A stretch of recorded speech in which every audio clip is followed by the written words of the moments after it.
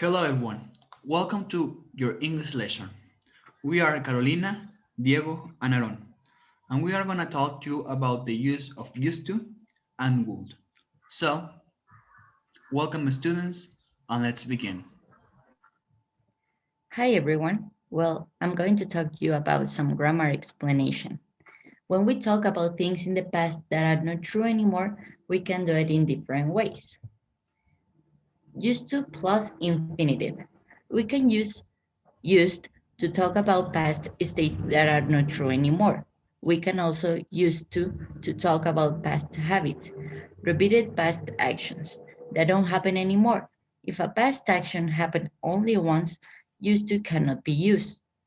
Used to plus infinitive should not be confused with be and get used to plus ing, which has a different meaning. For example, we used to live in New York when I was a kid. There didn't used to be a supermarket there.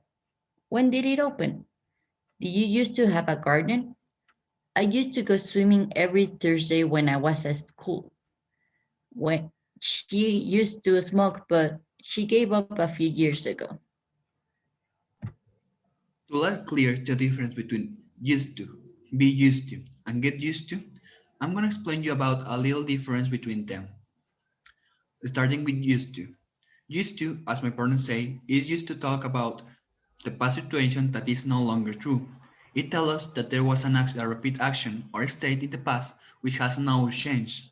For example, she used to be a long distance runner when she was younger. This means when she was a young person, she was a long distance runner, but now that she is older, she is not anymore a long distance runner. Get used to and be used to. Be used to means be familiar with or be accustomed to. With use, get used to talk about the process of becoming familiar with something.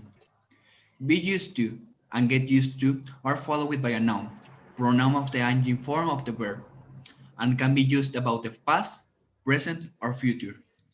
She's used to the city and now doesn't get lost anymore. I'm finding this new job hard, but I'm sure I'll get used to. In both, we have an example of the use of be and get used to.